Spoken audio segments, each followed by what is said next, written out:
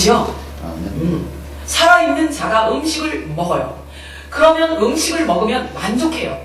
기분이 좋아요. 그리고 자라가요. 음식은 건강한 자가 많이 씩씩하게 잘 먹고 잘 소화시킬 수 있는 것입니다. 그렇게 먹고 또 먹고 먹으면 영적으로 자라서 성숙하게 되어집니다. 그래서 우리 아버지신 하나님의 뜻을 알게 되고 하나님의 마음을 알게 되는 거예요. 그래서 하나님의 시선이 있는 곳에 내 시선을 두게 되고 하나님의 마음이 있는 곳에 내 마음도 두게 되는 거고 하나님이 가고자 하는 곳에 내가 가게 되는 겁니다. 그렇게 성숙한 자가 되면 비로소 아버지의 마음을 이해하게 되고 깨닫게 되고 그렇게 되면 아하 하고 아버지의 그 깊은 생각을 헤아리게 됩니다. 인간이 하나님을 떠나서 자신이 하나님처럼 행세하게 되었을 때 그들의 최선책은 겨우 무화과나무 잎으로 치마를 해 입는 정도뿐이었어요. 수치와 부끄러움을 느끼고 취한 행동이 바로 치마를 해 입는 정도였습니다. 그러나 하나님께서는 단호하십니다. 그건 안 돼. 그건 아니다 라고 말씀하세요. 하나님께서는 이미 선언해 놓으셨어요. 아예 방법론을 제시하셨어요. 그것은 결코 인간의 방법이 아닌 하나님의 고유의 방법을 말씀해주고 있는 거예요. 창세기 3장 21절 이것이 하나님의 고유의 하나님만의 방법을 말씀해주는 것입니다. 창세기 3장 21절 시작. 여호와 하나님이 아담과 그의 아내를 위하여 가죽옷을 찌어 입히십니다. 무화과나무 잎으로 겨우 치마를 해 입은 그것은 안 된다 라고 말씀하시는 겁니다. 그것은 무화과나무 잎으로 치마해 입은 이것은 종교 행위를 이야기하는 거예요. 옷이 의미하는 거는 뭐라고 생각합니까? 옷이 의미하는 게 뭐죠? 가리우는 거죠? 가리우는 거예요. 죄 지은 인간이 가장 큰 복이 있다면 그것은 죄의 가리움을 받는 거예요. 허물의 가리움을 받는 겁니다. 그래서 멸망을 면하는 것이 가장 큰 복입니다. 죄인에게 있어서 가장 큰 복, 허물과 죄의 가리움을 받는 거예요. 시편 32편 1절 시작. 허물의 사함을 받고 자신의 죄가 가려지는 자는 복이 있도다. 그렇습니다. 이것이 가장 큰 복입니다. 이거보다 더 큰 복은 없습니다. 가죽옷을 만들어 입히셨다는 이 말씀은 장차 인간의 몸으로 와서 십자가에서 죽을 메시아 그리스도를 표상하고 있는 것입니다. 이 말씀을 정확하게 깨달은 바울이 이렇게 고백을 해요.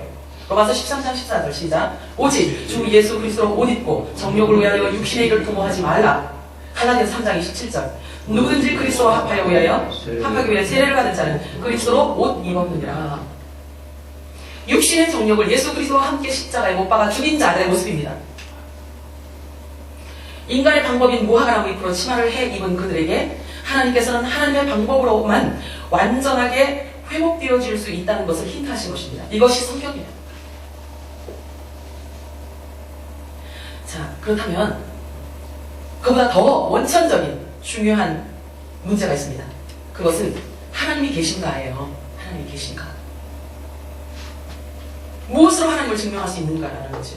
그게 사람들에게 있어서 가장 큰 관건입니다. 다음 주에 설명을 해드리도록 하겠습니다. 자, 많은 시간이 흐르면서 이런 육에 속한 자들에 의해서 진정한 진리의 신학이 그만 먹혀버리고 말았어요. 수세기 동안 많은 학자들과 머리 좋은 수세들의 학술화된 이 엄청난 교재들은 사실은 지금 쌓을 곳이 없을 만큼 그렇게 많이 쌓여지고 많지만 그러나 지금처럼 이렇게 신학의 힘이 없던 때는 없었다고 말들을 합니다. 과학이 발달하고 철학이 홍수처럼 넘쳐나고 이 모든 것들이 성경을 근거로 해서 즉 신학을 바탕으로 해서 이루어졌어야만 했는데 그렇지 못한 데서 온 결과물인 것입니다. 신학은 거대한 과학의 힘과 철학의 물결에 그만 그 본질을 잃게 된 거예요.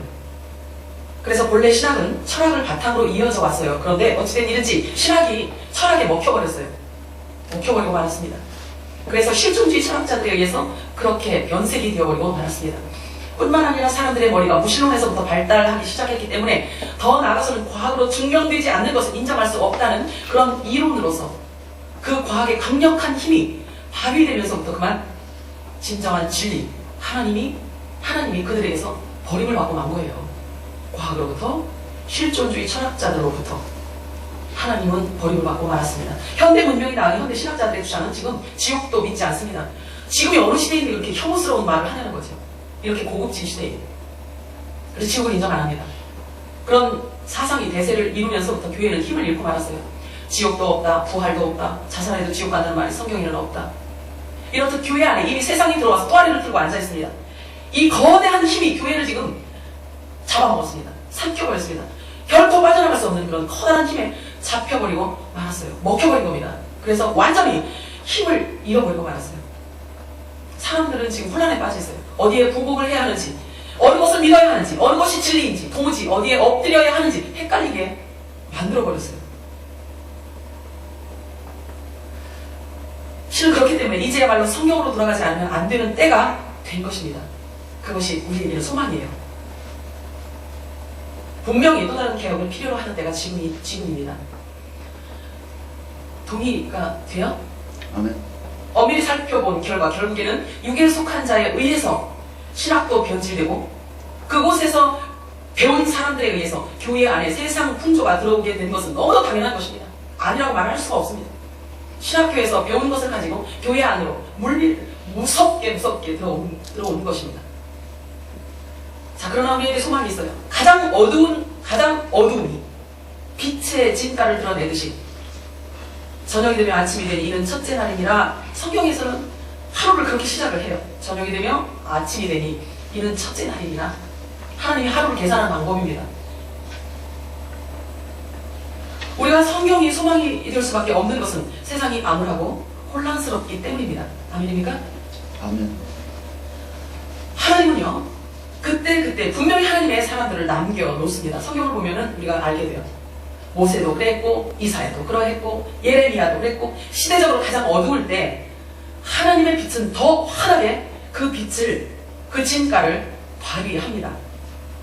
하나님께서 우리에게 말씀하셔요. 성경이 깨달아지고 성경이 보여진 자들에게 말씀하세요. 자, 나의 아들들아 일어나 빛을 발하라. 이제는 그리스도의 빛이, 하나님의 영광의 빛이 너희에게 임하였다 라고 말씀하세요. 아멘입니까? 아멘. 이것이 세상 끝에 있게 될 하나님의 아들들, 즉 숨겨두었던 빛의 아들들을 일으켜 세워서 마지막 증언자들로 이끌어 가시겠다는 하나님의 의지인 것입니다.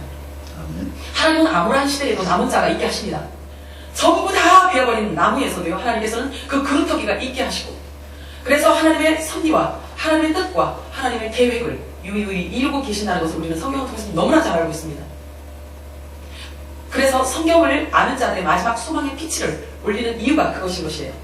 성경으로 돌아가자. 성경만이 살 길이다. 아멘. 외로운 싸움입니다. 그러나 그 싸움은 결코 만만치 않은 싸움인 것만은 부인할 수 없는 사실입니다. 2단이나 5단이라는 이야기가 나올 수밖에 없을 것입니다. 왜? 기존 자기들이 지켜오던 교리에서 벗어나면 무조건 2단이라고 하기 때문입니다. 그러나 이 외로운 싸움, 성경이 보여진 자들은 절대로 뒤로 돌아갈 수 없다는 이야기입니다. 그 몫이 자신에게 주어졌다는 것을 알면 절대로 혈육과도 의논할 수가 없습니다. 어떤 친한 지인이라도 의논할 수가 없습니다. 누구에게도 의논할 수가 없습니다. 왜? 하나님께로부터 부여받은 몫이기 때문입니다. 오직 말씀 앞에 부복하는 길 외에는 어떠한 길도 없습니다. 보여지면 보여지는 것을 전해야 할 그런 사명이 있는 것입니다. 마무리합니다. 뱀이 가르쳐준 것, 뱀이 교육한 것은 육에 속한 자들을 귀신같이 알고 그들에게 자기의 사상을 집어넣어줍니다. 하나님 대신 너 스스로가 경배받고 너 스스로가 높임받고 너가 예배받을 자이니라 라고 교육을 가르칩니다. 높아지라는 거죠. 하나님을 섬기는 것을 거부하게 만듭니다. 자신이 하나님이 되어 너 스스로 경배받기를 원한다. 그러니까 경배받는 자가 되어라 라고 교육을 가르쳐요. 그렇게 교육을 합니다. 이게 뱀이 잘못 가르치는 교육입니다. 이 뱀의 교육에서 우리는 벗어났습니다. 옮겨 탔습니다. 그리스도에게로. 그리스도 안으로 우리는 길을 옮겨 탔습니다. 동의하십니까? 아멘. 기도합니다. 살아계시고 걸어가신 하나님 아버지 감사합니다. 육에 속한 자에 대하여 성경을 구석구석을 살펴보면서 알아보았습니다. 하나님 아버지, 육에 속한 자는 종국적으로 보았더니 뱀으로부터 교육받은 자들이라는 것을 알았습니다. 귀신은 귀신같이 알고 그 안에 탐욕이 있고 욕망이 있는 자들을 살살 알아내어 그에게 뱀이 교육을 시켰다는 것을 알았습니다. 그 안에 진리가 없으면 뱀의 교육에 넘어갈 수밖에 없다는 것 또한 알았습니다.